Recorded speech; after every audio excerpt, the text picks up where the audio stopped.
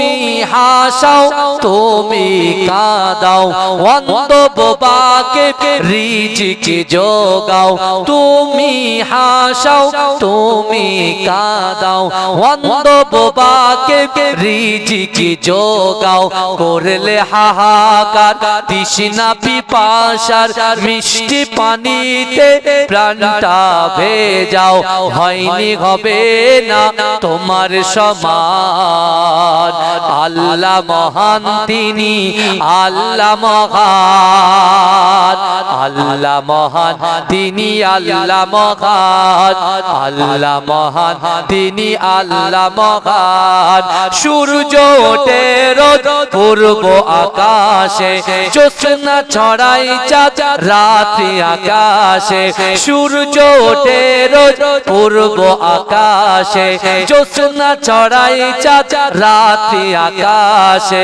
অশান্ত এই মন শান্ত হয়ে যায় অশান্ত এই মন শান্ত হয়ে যায় তোমারই দেওয়া বৃষ্টি বাতাসে হয়নি হবে না তোমার সমান আল্লাহ মহান তিনি আল্লাহ মহান আল্লাহ মহান তিনি আল্লাহ মহান আল্লাহ মহান তিনি আল্লাহ মহান তুমি বাঁচাও তুমি মরণ দাও তুমি বাঁচাও তুমি মরণ দাও পড়লে বিমারে তুমি শেফা দাও তুমি বাঁচাও তুমি মরণ দাও পড়লে বিমারে তুমি শেফা দাও ধনী গরিব হয় তব ইশারায় গরিব ধনী হয়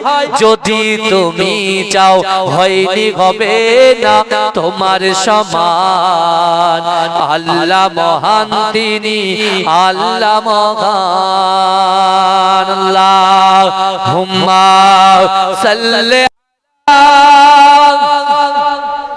মাশাআল্লাহ ওয়া আলা আলি সাইয়্যিদিনা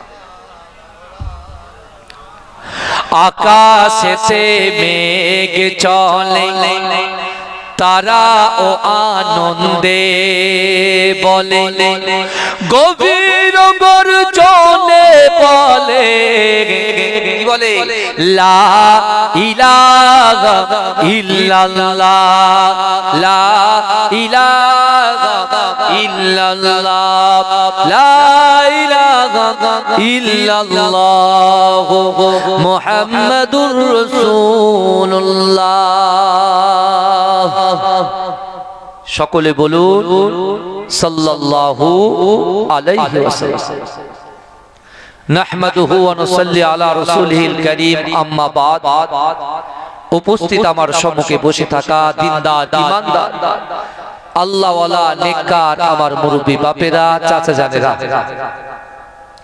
আমার প্রাণ প্রিয় যুবক ভাইরা পদ্মার অঞ্চলে ধার্মিকা পর্দা নশিনা আমার আম্মা জান ও বোনেরা মহাসম্মানিত এই গ্রামের মসজিদের যোগ্য ইমাম সাহেব মুয়াজ্জিন সাহেব তালিবুল ইলম ভাইরা বিশেষ করে যিনি আসবেন মুজাদ্দিদ জামান আমির শরিয়াত আলা হযরত দাদা হুজুর পীর রহমাতুল্লাহ আলাইহির আওলাদ সাহা সুফি পীর ইহা সিদ্দিকী চাচাজান হুজুর পীর কেবলা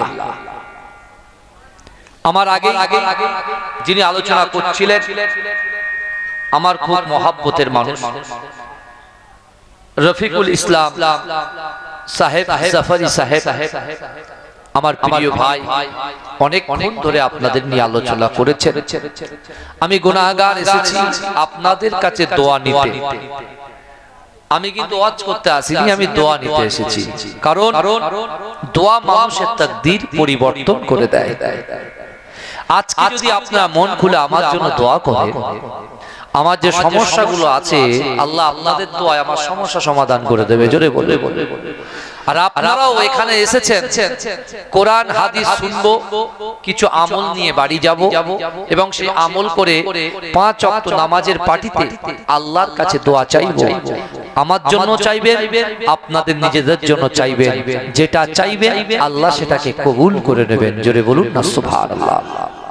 আজকে আমরা যে জায়গায় বসেছি এই জায়গায় যারা উপস্থিত হয়েছি আর যারা উপস্থিত হতে পারেনি আমি তাদেরকে বলছি, যারা উপস্থিত হয়েছেন আমি ওই সকল বাবাজিদেরকে বলছি সন্ধ্যা থেকে নিয়ে এ যাবত পর্যন্ত যতক্ষণ ধরে আপনারা যে কটা কোরআনের আয়াত শুনেছেন, আলিফ হরফুন, বা হরফুন, তা হরফুন, প্রত্যেকটা হরফে হরফে 10টা করে নেকি আমার আপনার আমলনামায় আল্লাহ লিপিবদ্ধ করে দিয়েছেন। জোরে বলে।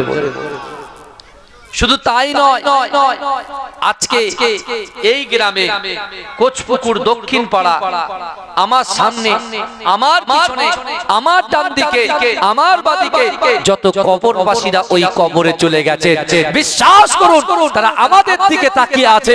আর তাদের বাড়ির সন্তানগুলো, তাদের বাড়ির পুত্রগুলো, তাদের বাড়ির বউগুলো, তাদের বাড়ির নাতিগুলো যারা এই জান্নাতের বাগানের ভিতরে, কেউ পিস অফ প্যারাডাইস জান্নাতের ভিতরে বসে বসে ওয়ায়ুসাব্বিহুনাকা ওয়ায়ুহামিদুনাকা ওয়ায়ুকাব্বিরুনাকা, যারা সুবহানাল্লাহ বলছেন, আলহামদুলিল্লাহ বলছেন, আল্লাহু আকবার বলে তাকবীর দিচ্ছেন। এই যুবকেরা বিশ্বাস করো, আজকে যারা মৃত্যুবরণ করে কবরে গিয়েছে তাদের বাড়ির সন্তানগুলো, তাদের বাড়ির পুত্রগুলো, তাদের বাড়ির স্ত্রীগুলো যারা এই জান্নাতের বাগানের ভিতরে বসে আছে, বিশ্বাস করে এই জান্নাতের বাগানের মধ্যে সময় দেওয়ার জন্য, এই জান্নাতের বাগানে কোরআন শোনার জন্য, এই জান্নাতের বাগানে হাদিস শোনার জন্য যারা আপনারা বসে আছেন, বিশ্বাস করুন আপনাদের বসার জন্য আপনাদের বাড়ি থেকে যারা ইন্তেকাল করে কবরে চলে গেছেন অটোমেটিক্যালি তাদের কবরে আল্লাহ সওয়াব পৌঁছে দিচ্ছে। জোরে বলুন। এই জোরে বলবেন না? এই আমার রাসূল সাল্লাল্লাহু আলাইহি ওয়াসাল্লাম তার জিন্দেগি জীবনে কবর জিয়ারত করেছিলেন। কি জিয়ারত করেছিলেন? কবর জিয়ারত আমার রাসূল করেছেন। জোরে বলুন। কিন্তু আজকে কিছু মানুষ বলছে কবর জিয়ারত করা বিদআত। এই ভালো করে শুনে, আল্লাহ কোরআনে বলছে বান্দা ফালা তাকুল্লাহুমা উফি ওয়ালা তানহারহুমা ওয়া কুল্লাহুমা কওলান কারীমা। আল্লাহ বলছে বান্দা তোমাদের আচার আচরণে, তোমাদের ব্যবহারে তোমাদের পিতা মাতা যেন উফ শব্দ না করে। জোরে বলুন। আজকে আমার বাপ মা বেঁচে আছে, বয়স্ক হয়ে গেছে, আজকে আমার শরীরে শক্তি আছে, যৌবন আছে, ইজ্জত আছে, সম্মান আছে, সবকিছু আছে। যে মা বাপ তোমার কষ্ট করে মানুষ করেছে, আজকে সেই মায়ের দিকে বড় বড় চোখ তুলে তাকাও, বাপের দিকে বড় বড় চোখ তুলে তাকাও। কিন্তু এই যুবকেরা যার বাপ চলে গেছে, ওই সন্তান যদি বাপের জন্য, ওই সন্তান যদি বাপের জন্য যদি তার কবরের পাশে গিয়ে আল্লাহর কাছে দুহাত তুলে বাপের জন্য দোয়া চায়, মায়ের জন্য দোয়া চায়, আল্লাহ বলছে বান্দা সন্তান যখন বাপ মায়ের জন্য দোয়া চায়, আমি আল্লাহ পাক ওই দোয়াটা কবুল না করে থাকতে পারি না। অর্থাৎ আমার রাসূলুল্লাহ সাদকায়, আমার রাসূলুল্লাহর মহব্বতে আমি ওই বান্দার দোয়াটাকে কবুল করে নিই। জোরে বলে। জোরে বলা যাবে? কিন্তু কোরআনের দিকে খেয়াল করেন, আল্লাহ পাক রব্বুল আলামিন বলছেন বান্দা তোমাদের আচার আচরণে, তোমাদের ব্যবহারে উফ শব্দ না করে কারা? পিতা মাতা। আমার ভাইজানেরা, এ নবী পাকের উম্মত উম্মতিরা, এ নবী দেওয়ানারা, বিশ্ব নবী রাসূলুল্লাহ সাল্লাল্লাহু আলাইহি ওয়াসাল্লাম আল্লাহর কাবা বাইতুল্লাহ শরীফে বসে আছেন। এ যুবকেরা, আমার দয়ার নবী রাসূলুল্লাহ যখন ইসলাম প্রচার করলেন, আল্লাহ রাসূল যখন কোরআন প্রচার করা শুরু করলেন, এ যুবকেরা ওই সময় কাফের বেঈমান গুলো আল্লাহ রাসূলকে মারার যখন চক্রান্ত করে, এ যুবকেরা দারুন দোয়াতে আমার রাসূলুল্লাহকে মারার জন্য আবু জেহেল, আবু লাহাব, উতবা, শাইবা, শিবা, মুগীরা, খালিদ এরা সকলে আমার রাসূলকে কতল করার জন্য চক্রান্ত করে। কিন্তু যুবকেরা আমার আল্লাহ পাক আসমান থেকে হাসে আর বলে, এ আবু জেহেল, আবু লাহাব, তোরা আমার রাসূলুল্লাহকে দুনিয়ার জমিনের উপরে মারার প্ল্যান করিস, আর আমি আল্লাহ পাক আমার হাবিবুল্লাহকে বাঁচানোর জন্য আসমানে প্ল্যান করি। বলে তোরা আমার হাবিবকে মারার জন্য জমিনের উপরে প্ল্যান করিস, আর আমি আল্লাহ আমার হাবিবকে বাঁচানোর জন্য আসমানে প্ল্যান করি। জোরে বলুন। আমার ভাইজানেরা, এ নবী পাকের উম্মত উম্মতিরা, এ নবী দেবানরা, বিশ্ব নবী রাসূলুল্লাহ যখন মক্কার জমিনে দ্বীনের দাওয়াত দিতেন, কত যুবকেরা আল্লাহর রাসূলের মুহাব্বতে পাগল হয়ে গিয়েছিল। এ যুবকেরা, কত নারী রাসূলুল্লাহর হাতে হাত দিয়ে কলেমা পড়ে মুসলমান হবে বলে পাগল হয়েছিল। কিন্তু না না না, আবু জেহেল, আবু লাহাবদের চক্রান্তে পড়ে তারা রাসূলুল্লাহর কাছ পর্যন্ত পৌঁছতে পারে নাই। এ যুবকেরা, আমার আল্লাহ পাক রব্বুল আলামিন জিবরাইলকে পাঠিয়ে দিলেন, ও জিবরাইল তুমি চলে যাও, চলে যাও আমার হাবিবুল্লাহর কাছে চলে যাও, আমার হাবিবুল্লাহ যেন মক্কা ছেড়ে মদিনায় চলে যায়। এ যুবকেরা, হযরত জিবরাইল আলাইহিস সালাতু ওয়াস সালাম আমার দয়ার নবীর কাছে এসে সালাম দিলেন, আসসালামু আলাইকা ইয়া রাসূলুল্লাহ, আসসালামু আলাইকা ইয়া হাবিবাল্লাহ। এ যুবকেরা, ভাইরা, বোনেরা, একটু ভালো করে বোঝার চেষ্টা করেন। দয়ার নবী রাসূলুল্লাহ কাবা শরীফের দিকে তাকায়, আমার দয়ার নবী রাসূলুল্লাহ জমজম কূপের দিকে তাকায়, আমার দয়ার নবী রাসূলুল্লাহ সাল্লাল্লাহু আলাইহি ওয়াসাল্লাম মাকামে ইব্রাহিমের দিকে তাকায়। আর জিবরাইলকে বলে, ও জিবরাইল, না না না, আল্লাহকে গিয়ে বলো আমি বিশ্ব নবী রাসূলুল্লাহ মক্কা ছেড়ে কোথাও যাব না, যাব না। কিন্তু যুবকেরা, আমার আল্লাহ পাক আমার দয়ার নবীকে এত মহব্বত করেছে, আমার দয়ার নবীকে এত ভালোবেসেছে, আমার দয়ার নবীকে এত প্যার করেছে।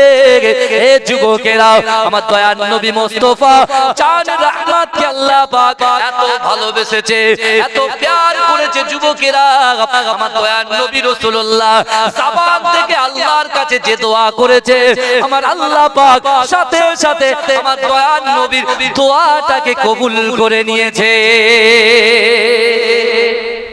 জোরে বলেন, চিৎকার দিয়ে বলে। এখন কথা হলো, বাবাজি আপনি এই দিকটায় বসেন, মাইকে হাত দিলে ডিস্টার্ব হবে, এদিক চলে আসুন। হ্যাঁ, এদিক চলে আসুন। আমার বাবাজিরা ভালো করে বোঝে। আল্লাহর রাসূল সাল্লাল্লাহু আলাইহি ওয়াসাল্লাম সাহাবাদেরকে শিক্ষা দিলেন কোথায়? মক্কার জমিনে। আর রাসূলুল্লাহকে মারার যখন প্ল্যান করছে, কারণ আবু জেহেল জানে যে মুহাম্মদ মুস্তাফা সাল্লাল্লাহু আলাইহি ওয়াসাল্লামের হাতে আল্লাহ এত মুজিজা দিয়েছে, যদি 1 লক্ষ যুবকদের ভিতর থেকে একটা যুবকের মাথায় আমার দয়ার নবী মুস্তাফা হাত বুলিয়ে দিত, আর ওই যুবকটা যদি হারিয়ে যেত, 2 লক্ষ মানুষের ভিতরে আল্লাহর রাসূল যে বাচ্চাটার মাথায় হাত বুলিয়ে দিত, ওই বাচ্চার মাথা থেকে মেশকে আম্বারে খুশবু বার হতো। জোরে বলে, তার বাড়ির লোক তাকে খুঁজতে 2 মিনিট লেট করতো না। জোরে বলে।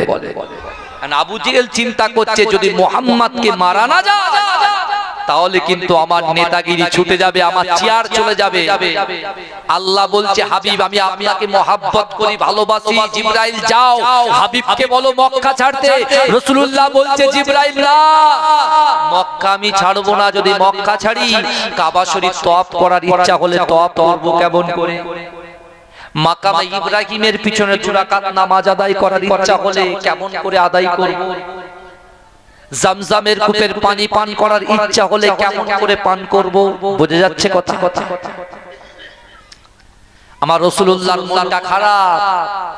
আমার আল্লাহ বলছেন, হাবিব রে আপনি যান, আপনার বাপের ভিটা, জন্ম ভিটা, আমি আল্লাহর ঘরকে আপনি উর্বর করেছেন, আপনি যান।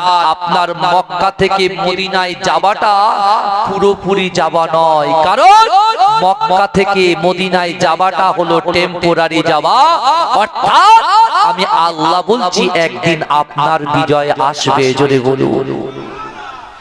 এ ওয়ালুমার ওয়ালদে, এ যুবকেরা, আমার দয়ার নবী যখন কাবা শরীফের পাশে কোরআন পড়ছিল, এই আবু জেহেল, আবু লাহাব, উতবা, সাইবা, শিবা, আবু জেহেলের স্ত্রী উম্মে জামিল সহ কোরআন শুনেছিল।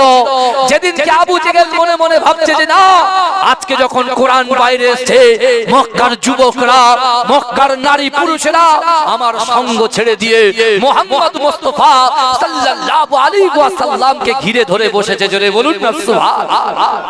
কারণ এই কোরআন যদি আটকাতে না পারি, তাহলে আমাকে আর কেউ নেতা বলে মানবে না। ভাই যা এখন বিচার হচ্ছে টাকা দিয়ে, টাকা, কথা ঠিক বলছি না ভুল বলছি? আগে বিচার হতো আলাদা, এখন বিচার হচ্ছে আলাদা।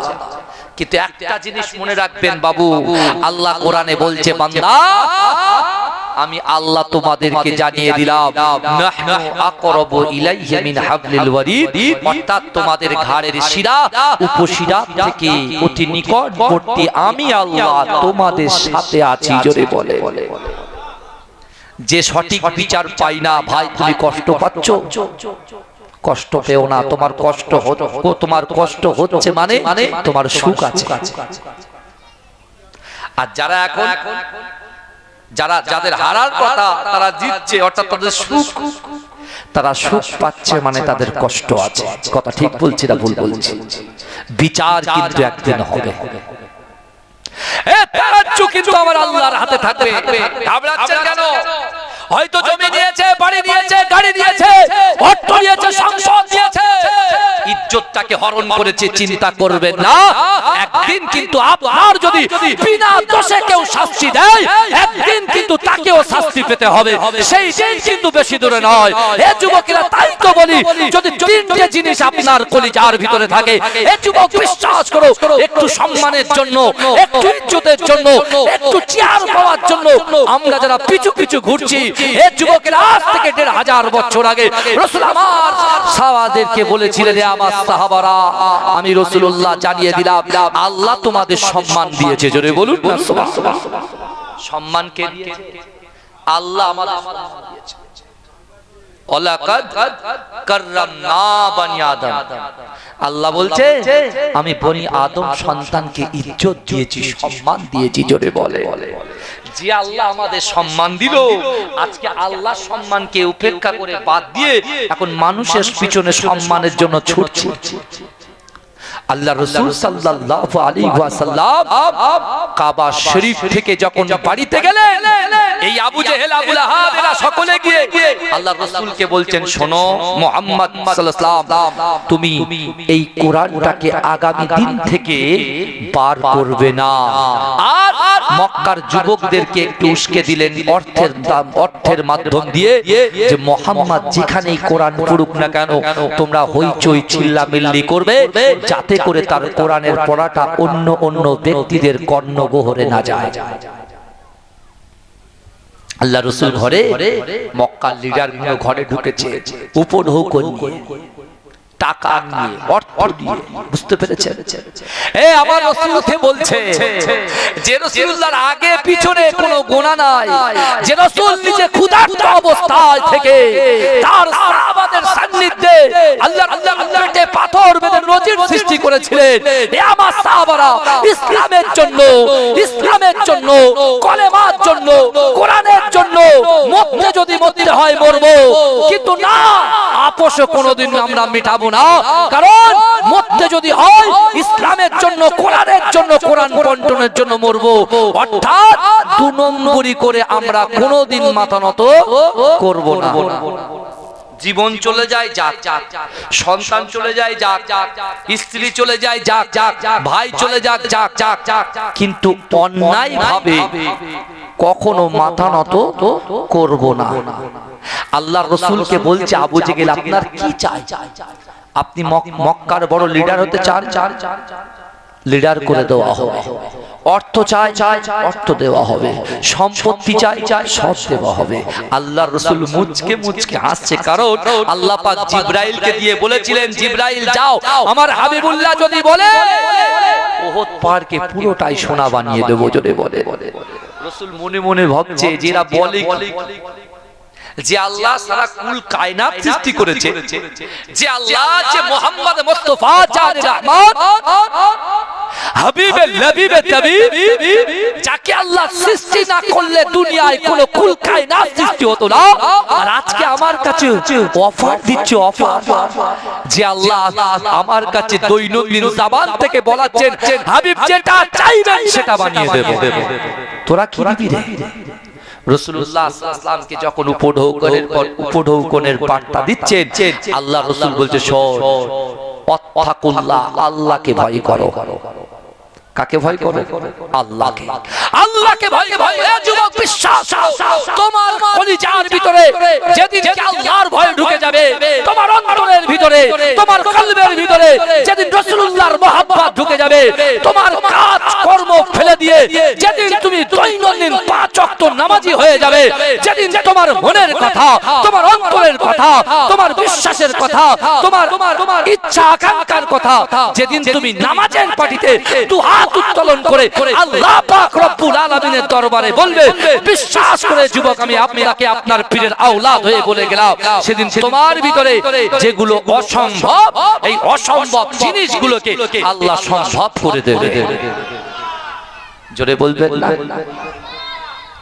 ভালো করে বুঝতে হবে। আল্লাহ রাসূল সাল্লাল্লাহু আলাইহি ওয়াসাল্লামকে যখন অফারের পর অফার দিচ্ছেন, আমার রাসূল কাঁদতে কাঁদতে বলেছিলেন, হে আবু জেহেল, হে আবু লাহাব, হে উতবা, হে সাইবা, তোরা শোন, আমি বিশ্বনবী রাসূলুল্লাহ সাল্লাল্লাহু আলাইহি ওয়াসাল্লামের মুখটা বন্ধ করার যে চক্রান্ত তোরা করছিস, একটা ভালো করে বুঝে নে, আমি রাসূলুল্লাহ আজ থেকে সংকল্পবদ্ধ হলাম, আজ থেকে নিয়ত করলাম, আমি আল্লাহকে সাক্ষী রেখে বললাম, আমি রাসূলুল্লাহ সাল্লাল্লাহু আলাইহি ওয়াসাল্লাম শুধুমাত্র মক্কার জমিনে কোরআন পড়ার জন্য তোরা কোরআনের প্রতি বিরোধিতা করিস, আমি রাসূলুল্লাহ সংকল্প নিলাম, আমি আমার জিন্দেগি জীবনে সারা অল ওভার ওয়ার্ল্ডে এই কোরআনটাকে পৌঁছে দেব। জোরে বলুন না? জোরে বলা যাবে না? কে বলেছে? আল্লাহ রাসূল বলেছে। এ যুবকরা, আজকে দেখতে পাচ্ছেন না ওয়াকফ সম্পত্তিটাকে মিটিয়ে দেওয়ার জন্য মুসলমানদের আইনটাকে পুনরায় তারা চুরি করার জন্য যে ভাব তারা পাচ্ছে, এ যুবকরা ভালো করে বোঝার চেষ্টা করো। আজকে যদি আমাদের যুবকদের কলিজার ভিতরে আল্লাহর ভয় থাকে, রাসূলুল্লাহর মহব্বত থাকে, আর নামাজের পাটিতে বসে যদি আল্লাহকে বলতে পারি, জিন্দেগিতে যত বড়ই সরকার আসুক না কেন, মোদি সরকার আসুক আর ট্রাম্প সরকার আসুক না কেন, এক চুল ক্ষতি আমাদের করতে পারবে না। কথা ঠিক না ভুল? আল্লাহ রাসূলকে ক্ষতি করতে পেরেছিল কেউ? একটু বলেন। আমরা তো এখন কোটি কোটি মুসলমান, আমরা তো এখন কোটি কোটি মুসলমান, এক্ষুনি যদি আমরা ডাকি হাজার হাজার মুসলমান জড়ো হয়ে যাবে কি যাবে না? আর আল্লাহ রাসূল যখন কোরআন একা পড়ছিল, সবাই তো কাফের, সবাই মুশরিক, সবাই বেদুইন, কিন্তু রাসূল তো একা। কিন্তু আল্লাহ রাসূলুল্লাহর সাথে ছিল, ইসলাম জিন্দা হয়েছে, ইসলাম বিজয় হয়েছে। জোরে বলুন। আর আজকে আমরা মুখে বলি এক, অন্তরে করি আর এক।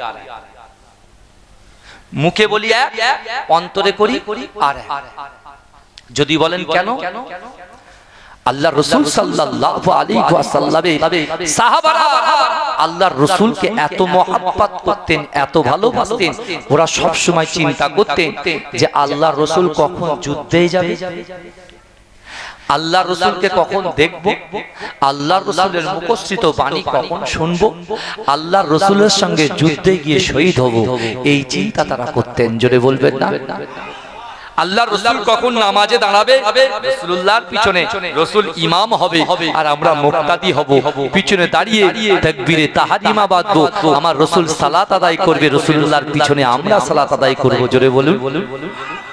আর আমরা বলছি হুজুর এত ব্যস্ত, এত বিজি, হুজুর চাষ বাস করব, সন্তানের গালে অন্ন তুলবো না, হুজুর আমরা নামাজ কালাম পড়ব, হুজুর কোরআনটা শুধু খাবার জন্য, বাচ্চা বিবি মেয়ে তার নাতি তার প্রতি দেখাশোনা করার জন্য হুজুর কোরআনটা শিখতে পারলাম না, এই অজুহাত চলবে তো? আমরা তো সবসময় নিচের কথা শুনি, অর্থাৎ কবরের কথা শুনি, তো কবরের উপরের কথা শুনবেন না? আপনার যদি ওপরটা ঠিক হয় তার নিচে তো ভালো হয়ে যাবে, কথা ঠিক না বল? আমরা নিচের কথা শুনছি কিন্তু ওপরে जो भी होगा बाद में देखा जाएगा। वो माजिराती हुजरा औलाद वो बोलছে চলে যাবে, যাক যাক। কিন্তু আমার ভাই জানেরাও, এ নবী পাকের উম্মত উম্মতিরা, এ নবী দেওয়ানারা, আল্লাহর কোরআন বলছে বান্দা আহাসিবান নাসু আইয়ুতরাকু আইয়াকুলু আমান্না ওয়া হুম লা ইফতানুন। এ যুবকেরা, এ নবী পাকের উম্মত উম্মতিরা, আমার আল্লাহ বলে বান্দা তোমরা যারা ঈমান এনেছো তোমরা কি মনে করো আমি আল্লাহ তোমাদেরকে ছেড়ে দেব? ওয়া হুম লা ইফতানুন, আমি আল্লাহ কি তোমাদের পরীক্ষা করব না? এ যুবকেরা, আল্লাহ অর্থ দিয়ে পরীক্ষা করবে, আল্লাহ সম্পদ দিয়ে পরীক্ষা করবে, আল্লাহ বাচ্চা দিয়ে পরীক্ষা করবে, আল্লাহ পিতা মাতা দিয়ে পরীক্ষা করবে, আল্লাহ সম্পত্তি দিয়ে পরীক্ষা করবে, আল্লাহ যৌবন শক্তি দিয়ে পরীক্ষা করবে। এ যুবকেরা, এ নবী পাকের উম্মত উম্মতিরা, বিশ্ব নবী রাসূলুল্লাহ বলেছিলেন, এ আমার সাহাবারা, আল্লাহর পরীক্ষায় যারা উত্তীর্ণ হবে আমার আল্লাহ পাক আমি রাসূলুল্লাহ রসিলায় 8টা জান্নাত সৃষ্টি করেছে। ওই 8টা জান্নাতের ভিতরে সবচাইতে বড় জান্নাত জান্নাতুল ফেরদাউসটা আমার আল্লাহ পাক আমার উম্মতের আমলনামায় লিপিবদ্ধ করে দেবে। এ যুবকেরা, এ নবী পাকের উম্মত উম্মতিরা, এ নবী দিবানারা, আল্লাহর কথা শুনে আমার দয়ার নবী রাসূলুল্লাহ যখন মদিনায় চলে গেল, এ যুবকেরা, আমার দয়ার নবী রাসূলুল্লাহ যখন ওই মদিনা শরীফে পদার্পণ করলো, আল্লাহ রাসূলের চাঁদ মুখখানা দেখে আল্লাহ রাসূলের মুহাব্বতে সাহাবা হযরত তালহা রাদিয়াল্লাহু তাআলা আনহু কলেমা পড়ে মুসলমান হয়ে গেল। এ যুবকেরা, আল্লাহ রাসূল সাল্লাল্লাহু আলাইহি ওয়াসাল্লামকে যখন হযরত উবাদা দেখলো, আল্লাহ রাসূলের হাতে হাত দিয়ে কলেমা পড়ে মুসলমান হয়ে গেল। এ যুবকেরা, এ নবী পাকের উম্মত উম্মতিরা, এ নবী দিওয়ানারা, একটু ভালো করে বোঝার চেষ্টা করেন। আল্লাহ রাসূলের সাহাবারা আল্লাহ রাসূলকে দেখে মক্কার জমিন থেকে রাসূল যখন মদিনার জমিনে পদার্পণ করলো, মদিনার যুবকগুলো আল্লাহ রাসূলের চাঁদ মুখটা দেখার জন্য